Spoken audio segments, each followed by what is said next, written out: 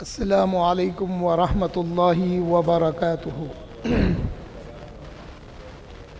الحمد للہ رب العالمین، والصلاة والسلام علی سید الاولین والآخرین، نبی الانبیاء والمرسلین، وعلی آلہ واصحابہ ومن تبعہم بإحسان الی یوم الدین، اما بعد۔ اعوذ باللہ من الشیطان الرجیم، بسم اللہ الرحمن الرحیم۔ نحن اولیاؤکم فی الحیاة الدنیا وفی الآخرہ، وَلَكُمْ فِيهَا مَا تَشْتَهِي أَنفُسَكُمْ وَلَكُمْ فِيهَا مَا تَدَّعُونَ نُزُلًا مِّن غَفُورٍ رَّحِيمٍ۔ صدق اللہ العظیم وصدق رسولہ النبی الامین الکریم، ونحن علی ذلک لمن الشاہدین والشاکرین۔ الحدیث عن رسول اللہ صلی اللہ علیہ وسلم، طوبی لمن رانی ولمن من رآنی ولمن رآ من رآنی، او کما قال علیہ الصلاۃ والسلام۔ افلت شموس الاولین وشمسنا ابدا علی افق العلا لا تغرب۔ حاضرین و سامعین، ابھی جس آیت کریمہ کا میں نے شرف تلاوت حاصل کیا ہے، اس میں اللہ جل شانہ فرماتے ہیں، نحن اولیاؤکم فی الحیاۃ الدنیا وفی الآخرہ، ہم دوست ہیں دنیا میں بھی اور آخرت میں بھی۔ یہ فرمان اللہ جل شانہ اپنے بندوں سے فرماتے ہیں کہ بے شک ہم دنیا میں بھی دوست ہیں اور آخرت میں بھی تمہارے دوست ہیں۔ اور پھر حضرت مجاہد فرماتے ہیں کہ اس سے مراد اولیاء کرام ہیں جو یہ فرماتے ہیں کہ ہم دنیا میں بھی تمہارے دوست ہیں اور آخرت میں بھی تمہارے دوست رہیں گے، یہاں تک کہ ہم تم کو جنت میں داخل کر لیں۔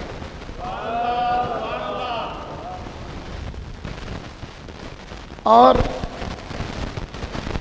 وَلَكُمْ فِيهَا مَا تَشْتَهِي أَنفُسُكُمْ، اور تمہارا جی اس دن جو چاہے گا وہ تم کو ملے گا، اور تم جو مانگیں گے وَلَكُمْ فِيهَا مَا تَدَّعُونَ، اور وہ قیامت کے دن تم جو مانگیں گے وہ تمہیں عطا کیا جائے گا، نُزُلًا مِّن غَفُورٍ رَّحِيمٍ، اور یہ جو کچھ ملے گا وہ اس کی طرف سے ملے گا جو غفور اور رحیم ہے۔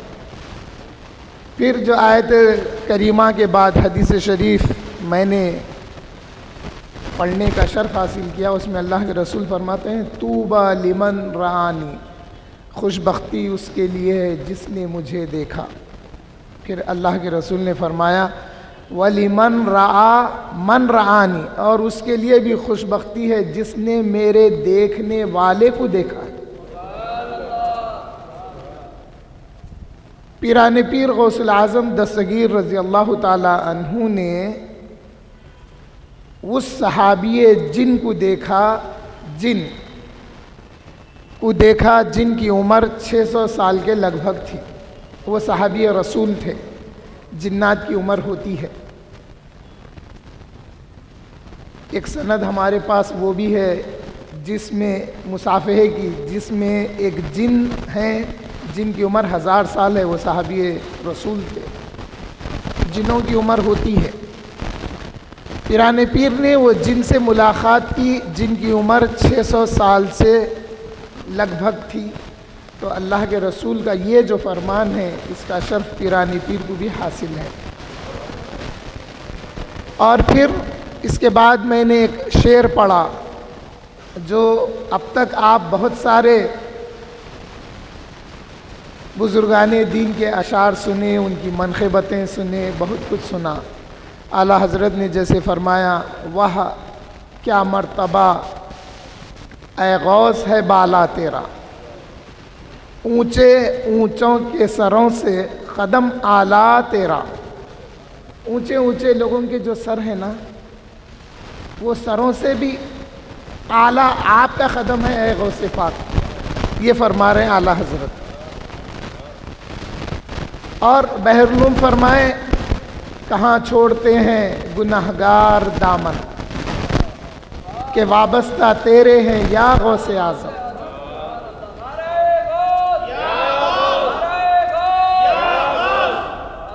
آپ نے بہت ساروں کو سنا، لیکن آئیے آج ایک دو اشعار ہم خود غوث اعظم کے سنتے ہیں کہ انہوں نے کیا فرمایا ہے. غوث العظم خطب ربانی محبوب سبحانی غوث سمدانی قندیل نورانی الشیخ سید عبد القادر الجیلانی رضی اللہ تعالیٰ عنہ نے فرمایا افلت شموس الاولین، پہلے لوگوں کے جو سورج یعنی پہلے لوگوں کا جو مقام و مرتبہ جو ان کی وجاہت تھی، سورج سے مراد یہاں پہ یہ جو دنیاوی سورج ہے وہ یا اس کی روشنی نہیں ہے، یعنی دین میں جو ان کا مقام تھا جو سورج کی طرح روشن کیا ہوا تھا سارے عالم کو. افلت شموس الاولین، یہ جو سورج جتنے بھی چمکے وہ سب ماند پڑ گئے، وہ سب پھیکے پڑ گئے. وہ شمسنا، اور ہمارا سورج ابداً علی افق العلا لا تغربو، اب میرا سورج یعنی میری چمک میرے دین میں میرا مقام میری خطبیت میری غوثیت وہ ہے جو ڈوبنے والی نہیں ہے. یہ مقام ہے غوث اعظم رضی اللہ عنہ کا جنہوں نے یہ بات فرمائی ہے. حاضرین محترم، محدث محقق الشیخ عبدالحق دہلوی رحمۃ اللہ علیہ نے اپنی کتاب اخبار الاخیار میں یہ بات تحریر فرمائی ہے کہ مقام قطبیت کے متعلق وہ قرب اور ولایت کی وہ منزلیں،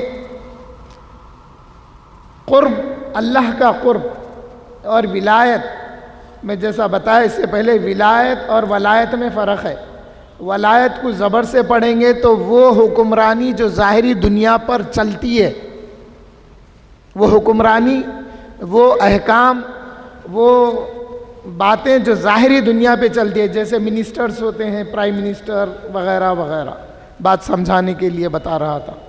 تو ظاہری دنیا پہ جو حکمرانی چلتی ہے اس کو کہتے ہیں ولایت زبر سے، اور ولایت اس کو کہتے ہیں جو باطنی معاملات میں حکومت چلتی ہے اس کو ولایت کہتے ہیں. یہ دو جب ایک جگہ ہوتے ہیں تو اس کو ولی کہتے ہیں. ولی تو اللہ کے قرب کی ابتدائی منازل کا ایک درجہ ہے. ولایت اور ولایت جس میں آتی وہ ولی ہے. اللہ کے قرب حاصل ہوا بندے کو تو اللہ تعالیٰ اس کو مقام ولایت عطا فرماتا، ولایت عطا فرماتا تو وہ ولی ہوتا. اس لیے حدیث قدسی میں اللہ نے فرمایا من عاد لی ولیا، جو میرے ولی کی مخالفت کرتا ہے. اگر اس کا لفظی ترجمہ دیکھا جائے تو جو میرے ولی سے بغض و عناد رکھتا ہے، عادہ دشمنی کرنا، تو اللہ تعالیٰ فرما رہے ہیں کہ جو میرے ولی سے دشمنی کرتا ہے میں اس سے اعلان جنگ کرتا ہوں. تو جب ولی کی دشمنی اللہ کے اعلان جنگ کا سبب ہے تو پھر اور جو اوپر کے مقامات ہیں ان کی دشمنی ان کی مخالفت کیا عذاب نہیں لاتی ہوگی اللہ تعالیٰ کا. اس لیے اللہ تعالیٰ فرماتے ہیں یہ مقام قرب حاصل کب ہوتا؟ جب بندہ میرا قرب حاصل کرنے کا ارادہ کر کے فرائض کی پابندی کرتا ہے جو میں نے اس کے لیے فرائض لاگو کیے ہیں. اس کے بعد جب وہ نوافل کی پابندی کرتا ہے تو پھر میرا قرب اس کو حاصل ہوتا ہے اور میں اس کا دوست ہو جاتا ہوں. اب یہ فرض نماز سے نفل نماز نہیں سمجھنا ہے. فرض نماز نفل نماز کے علاوہ زکوٰۃ دینے کے بعد میں صدقات کے ادا کرنے کو بھی اہم سمجھنا. نہیں کیلکولیٹ کر لیے سال بھر کیلکولیٹ کر کے اتنی زکوٰۃ نکلتی میرے سے زکوٰۃ دے دیا، اب صدقہ خیرات دینے کی ضرورت نہیں سمجھنے سے قرب حاصل نہیں ہوتا. وہ تو فرض تھا ادا کر دیا، اب نفل کیا لایا وہ پوچھا جائے گا. روز قیامت جن فرائض میں کمی ہو جائے گی ہمارے سے، اس کمی کو پورا کرنے کے لیے نوافل دیکھے جائیں گے. زکوٰۃ میں کمی ہو گئی تھی، دینے کے ٹائم دل میں خیال آیا ارے آج میں اس کو 25,000 دیا، انہیں یاد رکھیں گا، میرے کو میرے کام آئیں گا، یہ وہ سمجھے تو وہاں کمی آ گئی. اب اس کمی کو روز قیامت پورا کرنے کے لیے نفل صدقات اور جو بھی نفل دیں گے وہ دیکھا جائے گا، وہ اس کے ذریعے اس کو پورا کیا جائے گا. تو خالی نفل نماز اور فرض نماز کے معاملہ نہیں ہے، ہر معاملے میں فرائض کی ادائیگی کرنے کے بعد اور کیا کیے والنٹری طور پہ وہ دیکھا جائے گا. تو یہ ولی کی ابتدائی مقام ہے جو اللہ تعالیٰ عطا فرماتا ہے ولی کو. تو پھر مقام قطبیت اور مقام غوثیت یہ بہت اعلیٰ مقام ہے ولایت کا، جہاں پر پیران پیر غوث اعظم دستگیر رضی اللہ تعالیٰ عنہ کو اللہ نے عطا فرمایا.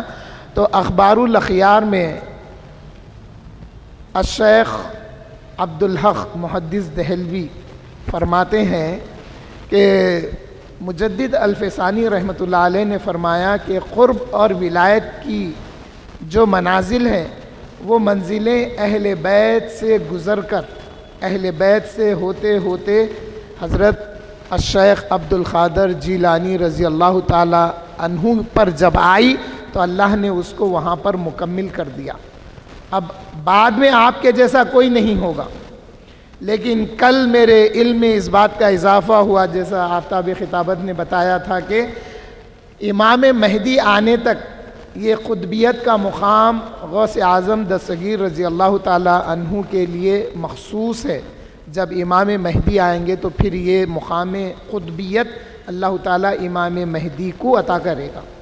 اس میں کوئی شک اور اختلاف نہیں ہے، بلکہ ہمارے لیے خوشی کی بات ہے کہ یہ جو مقام قطبیت ہے وہ امام مہدی کے پاس جائے گا. تو پھر میں جو پڑھی ہوئی بات تھی اس میں اور میرے کو تقویت آ گئی، اس لیے کہ امام مہدی جب فجر کی نماز پڑھاتے رہیں گے تو عیسیٰ علیہ السلام کا نزول ہوگا اور عیسیٰ علیہ السلام امام مہدی کے پیچھے نماز ادا کریں گے. یہ قیامت کی آثار میں سے، قیامت کے نشانیوں میں سے ہے. عیسیٰ علیہ السلام کا نزول اس وقت ہوگا جب امام مہدی فجر کی نماز پڑھاتے رہیں گے اور آپ جب نازل ہوں گے تو امام مہدی کے پیچھے نماز پڑھیں گے. یہ ہے مقام قطبیت اللہ تعالیٰ نے جو پیران پیر غوث اعظم دستگیر رضی اللہ تعالیٰ عنہ کو عطا کیا ہے. اور جب اللہ تعالیٰ یہ مقام عطا کرتا ہے تو پھر جنوں پر اور انسانوں پر ان کی حکمرانی کو نافذ کر دیتا ہے. یہ ہوتے تو یہاں ہیں، جب دیکھتے ہیں تو بہت دور کا بھی نظر آتا ہے. اس لیے جیسا آپ نے میرے سے پہلے حضرت مولانا محمد متین خان قادری قبلہ سے سنا، پھر ہمارے مجیب بھائی سے سنا آپ نے کہ وہ تھے تو اپنے مقام پر لیکن انہیں دکھائی دیا بہت دور کا، پھر یہاں سے وہ مدد بھی کیے. تو یہ سب چیزیں کیا ہیں معلومات، روحانیت سے بھی تعلق رکھتی ہے اور ہمارے مشاہدے سے بھی تعلق رکھتی ہے. روحانیت کا تعلق اور مشاہدہ، یہ دو تعلق جب ایک جگہ ہوتے ہیں تو عقیدت ہماری پکی ہو جاتی ہے، عقیدت ہماری پختی ہوتی ہے. جب ہم ندا دیتے ہیں تو مدد آتی ہے، جب ہم پکارتے ہیں تو مدد آتی ہے. حاضرین محترم، اسی طرح سے جیسے میں نے آیت پڑھی نحن اولیاؤکم فی الحیات الدنیا و فی الآخرہ، اب پیران پیر کا ایک شعر ہے، آپ فرماتے ہیں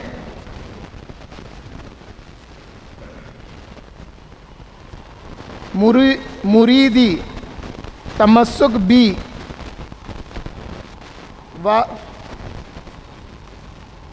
بزرگی کی علامت ہے اینک لگنا. پیران پیر فرماتے ہیں مریدی تمسک بھی وکن بھی واسخن فہمی کا فی الدنیا و یوم القیامہ. اے میرے مرید میرا دامن مضبوطی سے پکڑ لے اور مجھ پر پورا اعتماد رکھ کہ میں تیری حمایت دنیا میں بھی کروں گا اور قیامت کے دن بھی کروں گا. پیران پیر کا یہ فرمان ہے. تو آئیے پھر قرآن شریف سے پوچھتے ہیں، اے قرآن کریم، کیا ایسی صفت آپ نے بتائی ہے کسی میں ہوتی ہے؟ تو پھر اللہ تعالیٰ فرمایا نحن اولیاؤکم فی الحیات الدنیا و فی الآخرہ. اسی لیے پیران پیر فرمائے کہ اے میرے مرید میرا دامن مضبوطی سے پکڑ لے اور مجھ پر پورا اعتماد رکھ، میں تیری حمایت دنیا میں بھی اور آخرت میں بھی کروں گا. یہی تو آیت ہے نحن اولیاؤکم فی الحیات الدنیا و فی الآخرہ. تو اب یہ قرآن کریم کی کئی آیتیں ایسی ہے جو پیران پیر کی کرامتوں کو یا مقام قطبیت کو بتاتی ہے، اور پیران پیر کی صفت اور مقام قطب الاقطاب ہیں. آپ قطب الاقطاب ہیں. آپ تمام قطب جتنے بھی دنیا میں ہیں ان کے قطب ہیں آپ پیران پیر. اور اگر کسی کو قطبیت اگر ملتی ہے تو وہ پیران پیر کی قطب ہونے کی وجہ سے انہیں قطبیت ملتی ہے. اور یہ تمام قطبوں پر قطب ہیں غوث اعظم دستگیر رضی اللہ تعالیٰ عنہ. اس لیے ہم دیکھتے ہیں بعض علامتیں جو غوث اور قطب میں ہوتی ہے وہ ہماری نسبتیں جن اولیاء اکرام سے ہیں ان میں بھی وہ صفتیں ہوتی ہے.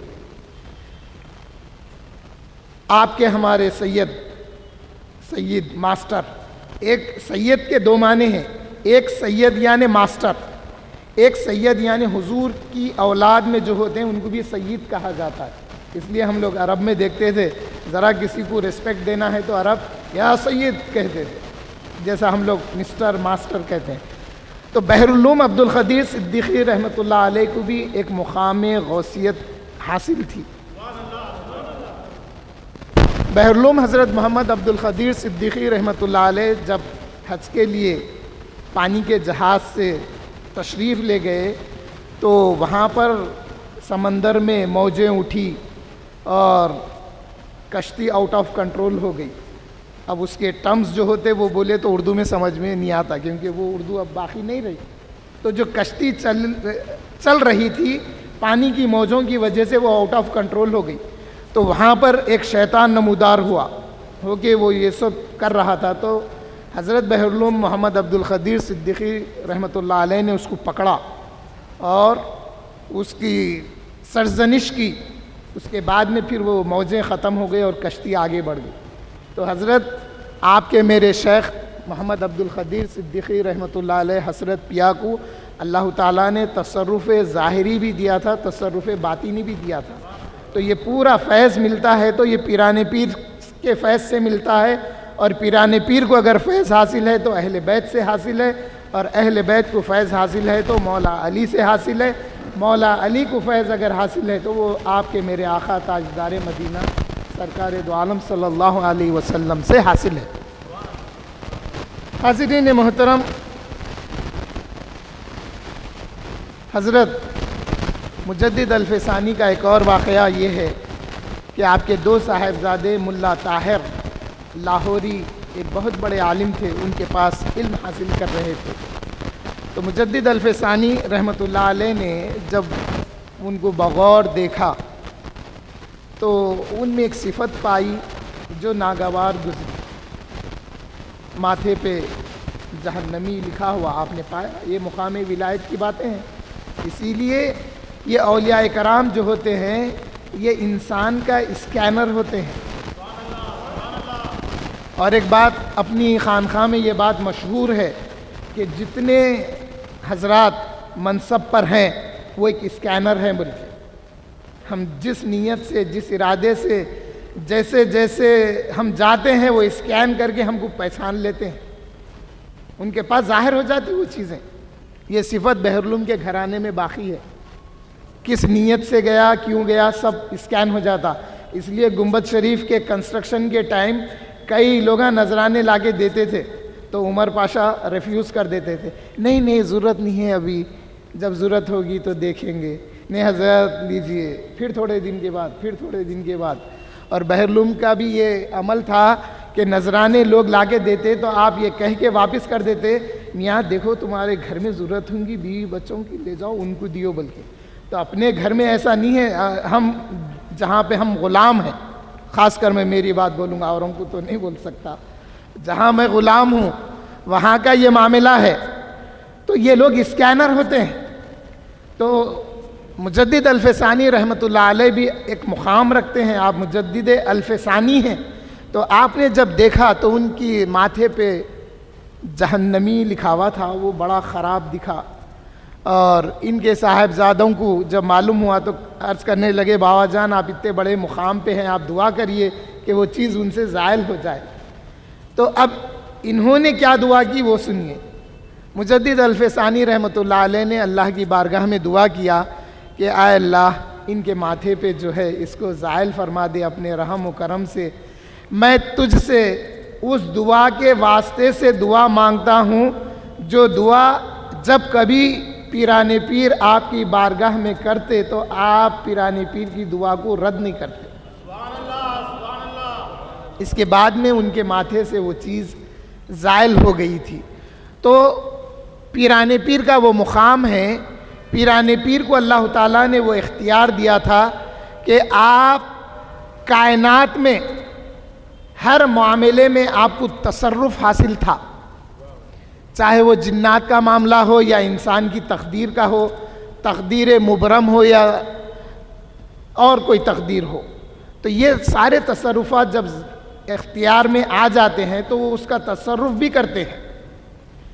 اب یہاں پہ ایک چیز بات یہ سمجھنے کی ہے، انبیاء علیہم السلام کا معجزہ اور ولی کی ولایت، یہ دو چیزیں آپس میں ایک دوسرے سے فیض یافتہ ہے، دوسرے سے نہیں، ایک معجزے سے ولایت، معجزے سے کرامت فیض یافتہ ہے۔ نبی کے معجزے سے کرامت کو فیض حاصل ہوتا ہے تو وہ صادر ہوتی ہے، کوئی الگ سے انوکھی چیز نہیں رہتی۔ آپ دیکھیں گے تو انبیاء کو جتنے معجزے اللہ نے عطا کیے ہیں وہ تمام معجزے اولیاء کرام میں اگر دکھائی دیتے ہیں تو ان معجزوں کا فیض ہوتا ہے جو ان سے صادر ہوتا ہے۔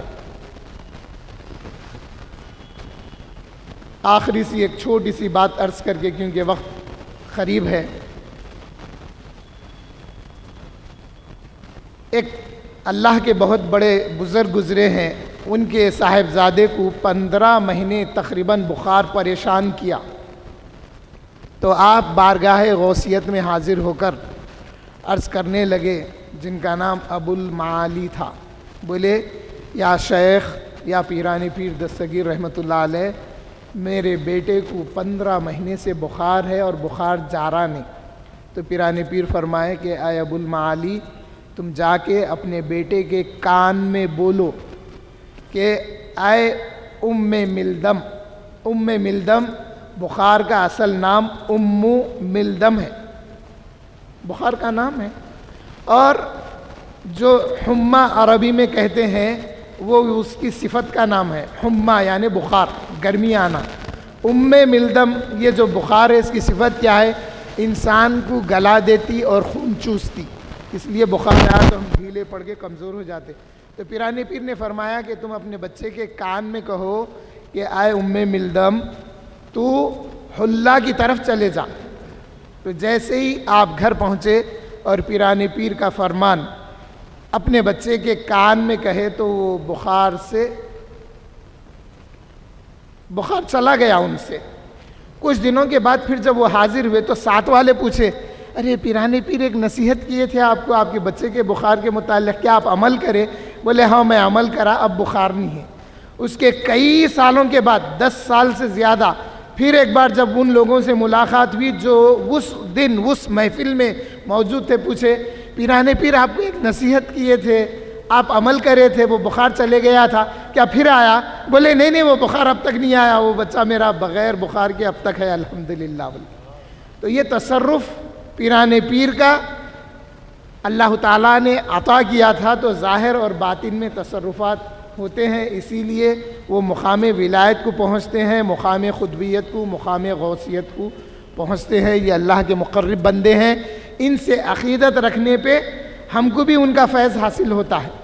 عقیدت پکی رکھنا، وَكُنْ وَاثِقًا بِي فرمائے، تو میرے ساتھ سچا عقیدت مند ہو جا۔